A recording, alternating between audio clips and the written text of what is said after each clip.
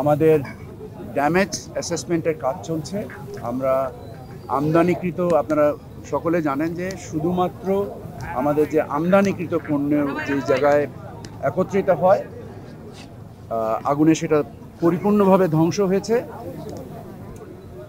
ধ্বংসের পরিমাণগত, অর্থনৈতিক পরিমাণ এবং ওজনের পরিমাণ, এই দুটোকে আমরা নির্দিষ্ট করার চেষ্টা করছি এবং এর সাথে সংশ্লিষ্ট খাত ভিত্তিক নির্ণয়েরও আমরা চেষ্টা করছি।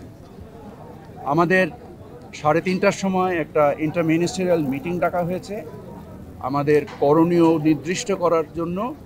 আপনাদের এখান থেকে আলোচনা শেষ করে আমরা ওই মিটিংয়ে যাব। আপনারা জানেন যে আমাদের প্রতিশ্রুতি ছিল রাত 9টা নাগাদ এয়ারপোর্টকে চালু করা।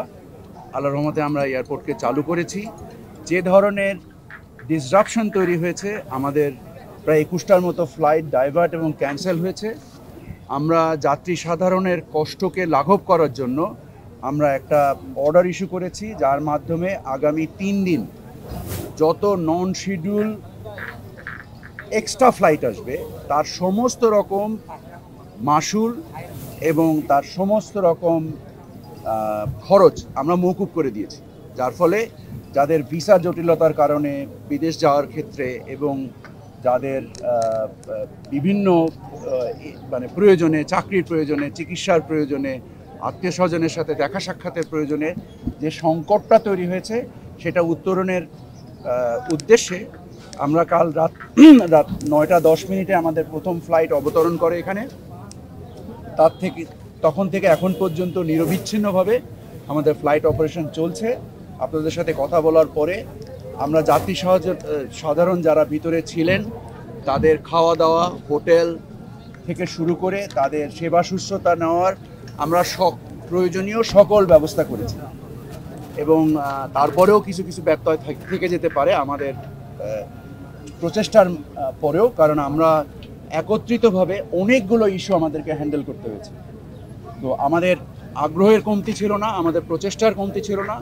এরপরেও যাত্রী সাধারণ যে কষ্ট পেয়েছেন তার জন্য আমি ব্যক্তিগতভাবে আন্তরিকভাবে ক্ষমাপ্রার্থী। আমাদের প্রচেষ্টা রয়েছে আপনাদের পরামর্শ নিয়ে। আমরা যদি আপনাদের কোনো পরামর্শ থাকে আমরা সকল আপনি আমার স্টেটমেন্টটা শেষ করতে দিবেন? ওকে, ফাইন, এবার প্রশ্ন করুন।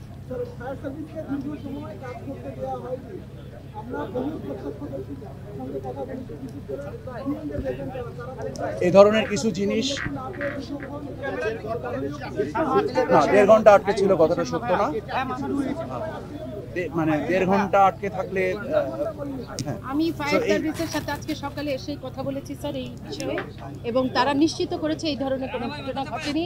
ইমিডিয়েটলি তারা আসতে পেরেছে। আচ্ছা, ভেতরে যাদের দায়িত্ব ছিল অগ্নি নির্বাপনের জন্য তারা কি আসলে কাজ করতে পেরেছে? ছোট আগুন থেকে পরবর্তীতে এত বড়, আপনারা জানেন, allow me to answer your question please. আপনারা জানেন এটা একটা কেপিআই, এখানে নিজস্ব অগ্নি নির্বাপন ব্যবস্থা আছে এবং প্রথম যারা এই আগুনের ঘটনায় অ্যাপ্রোচ করে, আগুন লাগার 10 থেকে 10 মিনিটের মতো সময় লেগেছে আমি যতটুকু জানতে পেরেছি। প্রথম civil এভিয়েশনের within 30 seconds, I'm sorry, I'm correcting my statement because Chairman Civil Aviation is here. 30 সেকেন্ডের মধ্যে আমাদের নিজস্ব অগ্নি নির্বাপন যে সংস্থা রয়েছে তারা আগুনকে অ্যাপ্রোচ করেছে। সো এরপরেও যত ধরনের অভিযোগ এসছে এটা আমলে নিয়ে আজকে যে আন্তঃমন্ত্রণালয়ের সভা হবে কিছুক্ষণ পরে, এখানে সকল বিষয় শুধু আমাদের না, অন্যান্য মন্ত্রণালয় এবং গোয়েন্দা সংস্থার তথ্য বিশ্লেষণ করে আমাদের প্রয়োজনীয় সিদ্ধান্ত আমরা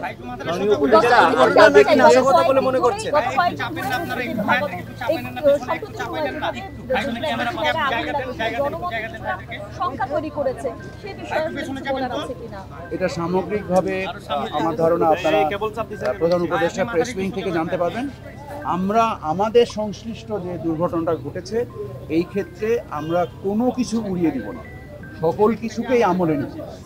এটা কি একটু ক্লিয়ার শেষ করতে দেন না ভাই কথাটা?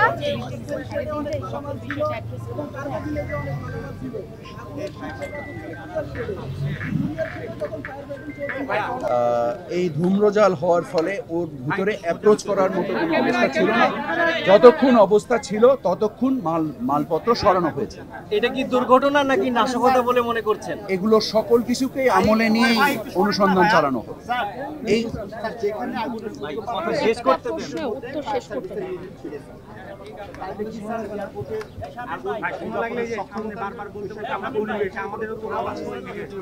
প্রতি 2 বছর অন্তর অন্তর একটা আপনাকে ফায়ার বলা ড্রিল হয়েছে হয়।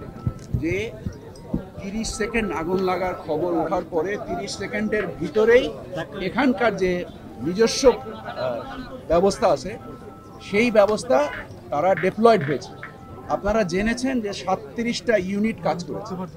সো এই আগুনের যে মানে পরিমাণগত যে ভয়াবহতা, এটাকে ওই একটা ইউনিট দিয়ে এটাকে হ্যান্ডেল করা যায়নি। এই জন্য পর এক এক করে 37টা ইউনিট জোগাড় করতে হয়েছে। এমনকি শেষ পর্যন্ত ওয়াসার পানিও আনা হয়েছে। কার্গো ভিলেজের ভিতরে শেষ করেন তারা দেরি করে এসেছে কিংবা কাজ করেনি সেই বিষয়ে আমরা ওনাদের সাথে আলোচনা করব।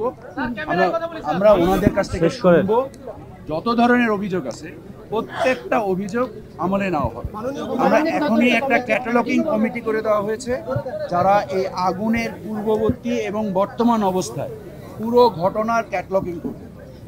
আপনার এই ক্যাটালগ দিয়ে আমরা তারপরে অংশীজনের সাথে আলোচনা করে গোয়েন্দা সংস্থা থেকে শুরু করে তদন্ত সংস্থার সকলকে একত্রে নিয়ে আমরা এখান থেকে এর রহস্য উদ্ঘাটন করার চেষ্টা করব। আপনারা জানেন এলসি ছাড়া পণ্য এখানে নর্মালি আসে না, 1 নম্বর। আর 2 নম্বর হচ্ছে যে এখানে বিজিএমইর প্রতিনিধি আপনারা রয়েছেন। আমাদের কালকে রাত থেকেই কার্গো আসছে। আমাদের বাণিজ্য সহায়তার উদ্দেশ্যে আমরা এই কার্গোগুলো বন্ধ করতে পারবো না। সো আমরা কালকে প্রায় সারা রাত এয়ারপোর্টে ছিলাম। আমরা একটা নতুন জায়গা এনবিআর এর সাথে সংশ্লিষ্ট হয়ে বিজিএমই আমাকে প্রতিশ্রুতি দিয়েছে যে দ্রুততম সময়ে, এবং আমরাও সরকারের পক্ষ থেকে দ্রুততম সময়ে এটাকে কিভাবে বের করা যায় আমরা সব দিন 24 ঘন্টা কাজ করব, যেন পণ্য সরবরাহে কোনো রকম জটিলতা না হয় এবং যারা ক্ষতিগ্রস্ত হয়েছে তাদের ইন্স্যুরেন্স কাভারেজ কী আছে, আমাদের এয়ারপোর্টের ইন্স্যুরেন্স কাভারেজ কী আছে, এই সকল কিছুকে মানে